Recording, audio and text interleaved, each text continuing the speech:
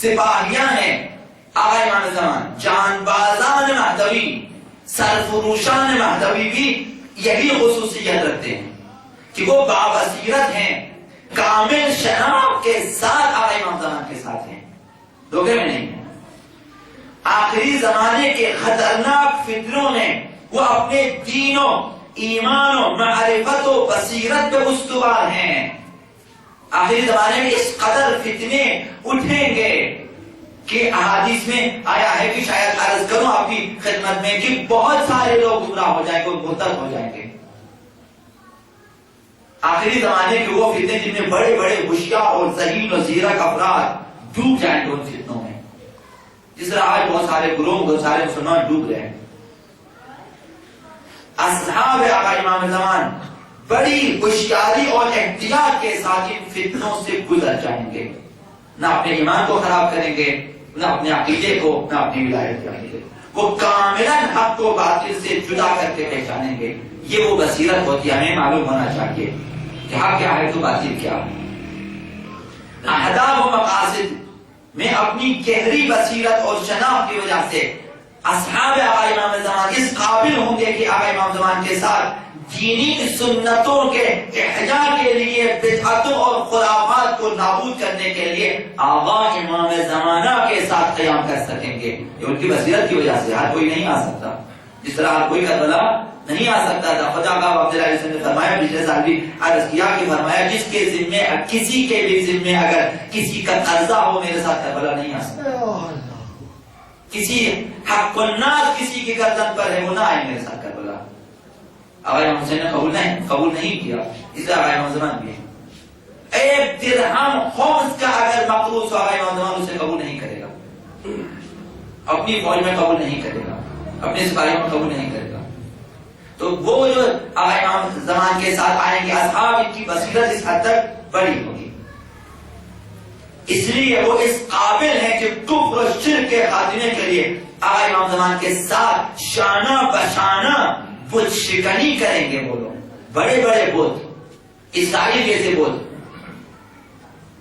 دوسری تیسری جو طاقتیں ہیں اسلام دشمن طاقتیں، ایسے بت جو آج لاکھوں مسلمانوں کو دھوکہ دے رہی ہے۔ آقا امام زمان کے اصحاب ہیں، آقا امام زمان کے سپاہیوں میں ایک حضرت عیسیٰ ہے۔ ایسے آقا امام زمان کے سپاہی ایسے ہوں گے، ان کے آفیسروں میں ایک حضرت عیسیٰ علیہ السلام، ان کے سپاہیوں میں ایسے افراد ہیں جو ایک اقلیم ایک بر اعظم پہ حکومت کرنے کا اہل رکھتے ہیں، اہلیت رکھتے ہیں، ایسے افراد ہوں گے۔ وہ بھی حکومت عدل جہانی، نہیں کہ عام حکومتیں کہ فوج لگا دیں جگہ جگہ قبضہ کرتے ہیں اور پھر حکومت چلائیں، نہ ایسے نہیں۔ حکومت آقا امام زمان چلانے، ایک بر اعظم پہ حکومت آقا امام زمان کو جاری کرنے کی اہلیت رکھتے ہوئے، یہ ان کی بصیرت ہے۔ وہ ان بدعات اور خرافات کو ختم کرنے کے لیے قیام کریں گے جو بنام دین لوگوں میں رائج ہو چکے ہوں گے۔ یہ بدعات ختم کرنا بہت مشکل ہے جسے لوگ دین سمجھتے ہیں اور اس پہ عمل کرتے ہیں۔ ذہنوں میں ایسی چیزیں پختہ ہو چکی ہیں۔ اگر چھوٹی سی مثال دوں آپ کو کہ آپ جو ہیں ذریعہ آپ عبداللہ حسین بنائیں، مثال یہاں تابوت ہم بنا لیتے ہیں، اس میں عام رواج یہی ہے کہ زنانہ لباس لگا لے، کپڑے لگا کے اسے سجا لیتے ہیں اور تابوت بنا لیتے ہیں۔ اگر ایک دن آپ سارا مردانہ کپڑوں بنائیں، شاید بہت سارے لوگ اعتراض کریں تابوت ہی نہیں ہے، ہم یہاں کرنے گئے تابوت سفید کپڑوں میں، بہت سارا زنانہ کپڑوں کا آپ استعمال کریں گے بیچ دیں، کیونکہ یہ اب لوگوں کے ذہن میں باتیں بیٹھ گئی ہیں۔ عالموں میں اس قدر دوپٹے باندھیں گے کہ لوگوں میں اب برائی ہو جو ہم نکالیں، بھئی یہ کیسا عالم ہے سیدھا سادہ جس میں دوپٹے نہیں، یعنی نہیں لگے ہوئے، ڈوریاں نہیں لگی ہوئی ہیں، ایسی چیزیں لوگوں نے اضافہ کرتا کہ اب لوگ آہستہ آہستہ ذہنوں نے قبول کیا، اب آپ ایک دم سے نہیں نکال سکتے۔ اب اس طرح مختلف نمازیں، مختلف جماعتیں، مختلف چیزیں، مختلف لوگ دین کے نام پر لوگوں میں دشمنوں نے داخل کر دیا ہے، اب نکالنا مشکل ہے۔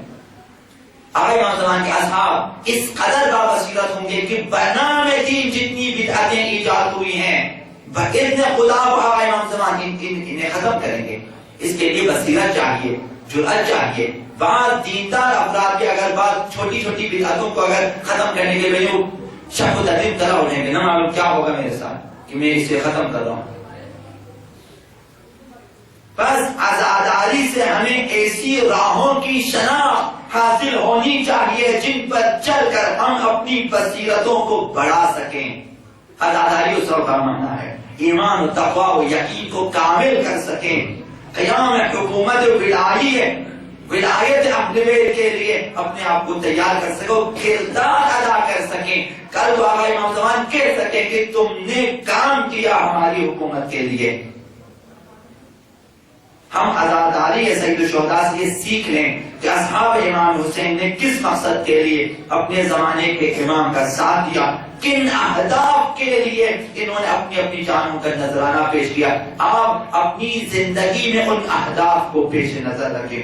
کیا ہم بھی اپنے امام زمانہ کے لیے ایسی شناخت کے ساتھ حسینی کردار ادا کر سکتے ہیں یا کرنے کی اہمیت رکھتے ہیں؟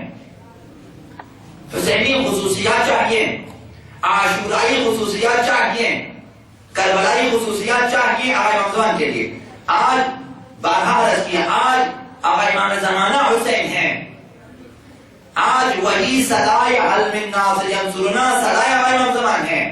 کل سن 61 ہجری میں آقا امام حسین بلا رہے تھے لوگوں کو، آؤ ہماری مدد کریں. یہی نعرہ آج آقا امام زمان کہہ کہ آؤ میری مدد کریں.